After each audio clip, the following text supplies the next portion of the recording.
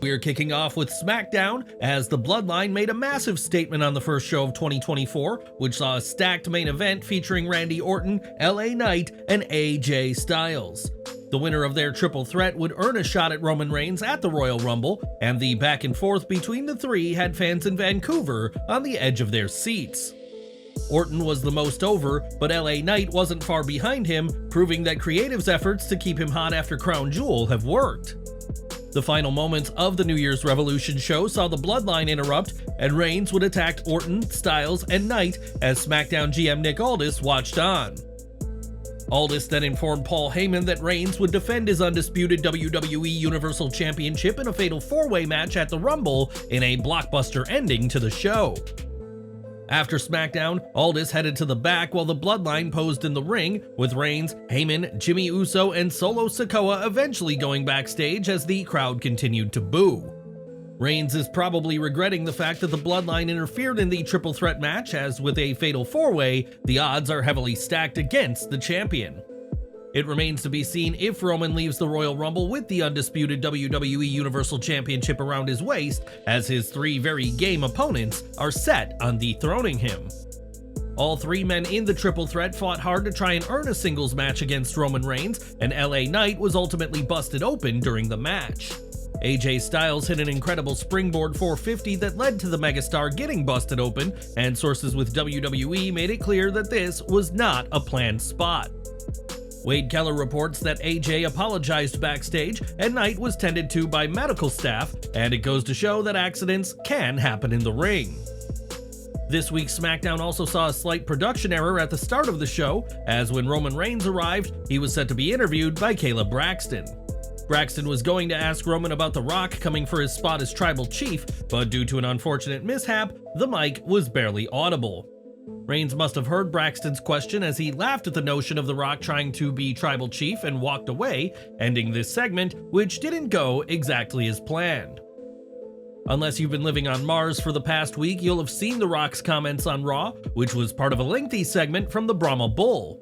The People's Champion went way over time with his segment, which also saw him lay the smackdown on Jinder Mahal, and The Rock has shared his appreciation for this moment. On Twitter, the Great One spoke about having a sacred connection with the people for over 25 years that he'll forever honor, and said that what happened on Raw was different. The Rock may have had loud pops before, but the response he received this week was on an entirely different level, and if his tease is anything to go by, this won't be the last we see of The Rock. One name who was watching The Rock's segment on Raw very closely was Paul Heyman, who had some choice words about the Great One during this week's SmackDown. When asked about what happened on Raw, Heyman said that The Rock, for all his talk about sitting as the head of the table, has not been invited to a dinner of relevancy. Heyman said that these days there's only two surefire ways of going viral, one being to date Taylor Swift, and the other being to call out Roman Reigns.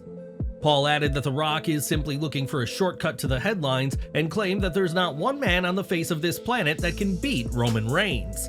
The Tribal Chief has a growing list of lengthy challengers, including Rock, Randy Orton, LA Knight, AJ Styles, and Cody Rhodes, but as far as Heyman's concerned, each will be beaten by his Tribal Chief. It was at Wrestle Kingdom 18 that Nick Nemeth made his New Japan debut, but just one day later, another former WWE superstar made their presence felt in the promotion. During the New Year's Dash event, Matt Riddle appeared in a short promo with shorter hair, and the original Bro was dressed to impress with a shirt and tie. Riddle would keep his words short and sweet as he'd challenge the new NJPW World Television Champion, and said, "Konnichiwa, New Japan. Let me introduce myself. My name is Matthew Riddle, the King of Bros, and I've got my sights set on Tanahashi-san, the ace of New Japan. I'll see you soon, bro." As the video played at New Year's Dash, Hiroshi Tanahashi was in the ring and said he has no idea who that guy on the screen was, but will be ready to fight after he does some research. Riddle recently said that he'll be ditching his goofy WWE character now that he'll be working around the world, and we'll have to wait and see when his match with Tanahashi takes place. In the finals of the US Championship Contenders Tournament, Logan Paul joined Corey Graves and Kevin Patrick on SmackDown to see whether he'd face Kevin Owens or Santos Escobar next. In the end, Owens got the win and sold his storyline broken hand excellently in the process, and the match saw KO drop Escobar with the stunner to earn a shot against Paul at the Royal Rumble. A post-match right hand to Paul only further endeared Owens to the crowd and has set up arguably his most high-profile match since he and Sami Zayn defeated the Usos at WrestleMania 39. SmackDown saw the impeccably dressed Bobby Lashley and the Street Profits enter the ring, where Lashley started to cut a promo about not getting all that he wanted in 2023. Lashley did say at least he got to link up with the Profits and announced his participation in the Men's Royal Rumble match before the screen went black. That was when Karrion Kross and a newly brunette Scarlett appeared, and out of nowhere, the returning AOP jumped Lashley and the Profits in the middle of the ring. Kross and AOP demolished Lashley and the Profits in brutal fashion, though some fans weren't all too surprised to see AOP make the return. Not only have there been reports for months of a return, but their longtime manager Paul Ellering was spotted in Vancouver ahead of the show, giving a tease as to what was coming. Akam and Razor have reportedly been under WWE contract for nearly a year and a half, with their presence at the WWE Performance Center confirmed in August of 2022. This was a great angle that not only silences any doubts about Lashley and the Street Profits being full-blown babyfaces, but also instantly elevates Kross and AOP as a force on SmackDown. So, what's to come next now that AOP is aligned with Karrion Kross and Scarlett? Well, according to sources, it looks like Championship Gold is in the cards. One WWE insider reported that one plan is for Kross to go after the United States title and would challenge the winner of the Owens-Paul match, possibly at WrestleMania or Elimination Chamber. Kross is yet to hold gold on the main roster and has often lost prominent feuds, but the belief is that this extra muscle will make him an obvious contender. There have also been talks about making AOP the WWE SmackDown Tag Champions, and notice that we didn't say anything about the Undisputed Tag Gold. Triple H is reportedly eager to give Raw and SmackDown their own tag titles again, and there have been pitches for AOP to win the titles if the game goes ahead with this idea. AOP dominated in NXT and had an impressive run on Raw, but it'll be interesting to see what's next for the pair now that they're on SmackDown and aligned with Kross. Later this month, Chris Jericho and his Rockin' Rager cruise will set sail once more for 4 days of music and action on the high seas. This cruise will come at a strange time for Jericho, who is facing allegations of inappropriate conduct with Kylie Ray, which may have led to her leaving AEW in 2019. Jericho is not the most popular name in wrestling right now, as we saw from the fans at World's End, and now another unfortunate story has come to light. On the Drive-Thru podcast, Brian Last recalled a story of Jericho getting knocked out during one of his own cruises as Chris's mouth was writing checks his body couldn't cash. He said, "Man, there's a story I'd love to tell, but I didn't get permission. But him getting knocked out on his own cruise ship by someone he mouthed off to. It's the most incredible f***ing story, but I can't talk about that today." Last didn't share anything else about this alleged situation, but said it all relates to Jericho's partying lifestyle, which includes losing the AEW World title in a steakhouse shortly after winning it. 2024 is looking to be an interesting year for Jericho, and Tony Khan said he can't comment on the allegations, and we're sure Jericho is looking to not be KO'd on his upcoming cruise. We've got an update from Mercedes Mone, as while she and WWE were in talks at one point about a return, these negotiations didn't reach a successful conclusion. With WWE seemingly off the table for now, many expected Mone will instead join AEW, especially since the All Elite promotion is ready to welcome her in. PW Insider reports that they have received confirmation that AEW is in contact with Mercedes Mone, which comes after a time when it was said that AEW weren't discussing anything about a debut.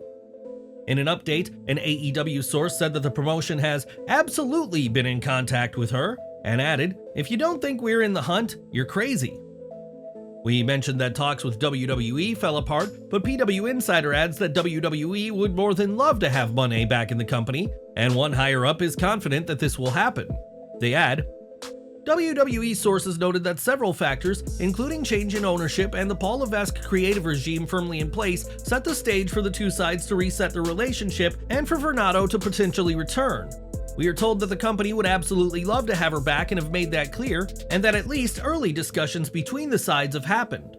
One WWE source felt confident about her eventual return as Sasha Banks, but cautioned that until a deal is signed, nothing is ever official. Before anyone asks, we have not heard anything since in regard to her in AEW or New Japan, but one would think that AEW would want to swoop in and make a big offer to add some oomph to their first 2024 quarter. Mone hasn't wrestled in over a half a year due to an injury suffered at New Japan's Resurgence, but she has teased being close to a return. And where will her return to the ring happen? Time will tell. Last month, Kevin Dunn's decades of working with WWE came to an end as the veteran WWE executive left his many roles with the promotion. Nick Khan thanked Dunn for his decades of service in an email shared to the roster, and there's been speculation about the circumstances behind his departure.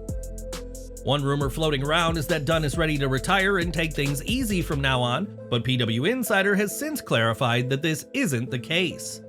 While Dunn is voluntarily leaving WWE, he is not intending to retire from work altogether and is instead exploring potential film and television projects for the future.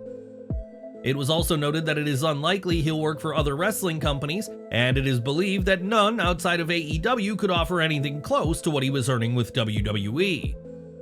Despite receiving praise upon his departure, there is a growing belief that Dunn left because he had felt disrespected and was considered a Vince McMahon guy, as one source mentioned.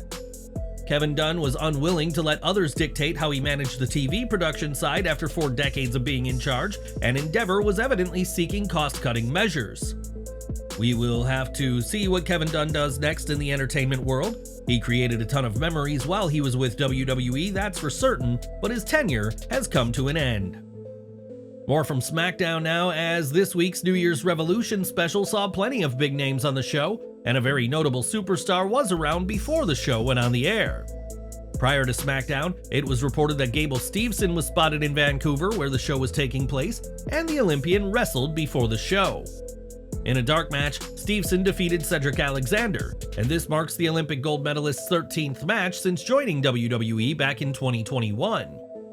Steveson has had a unique journey in WWE, as his debut match with Baron Corbin in July 2023 received mixed at best reviews and chants of "You're not Angle" from the crowd.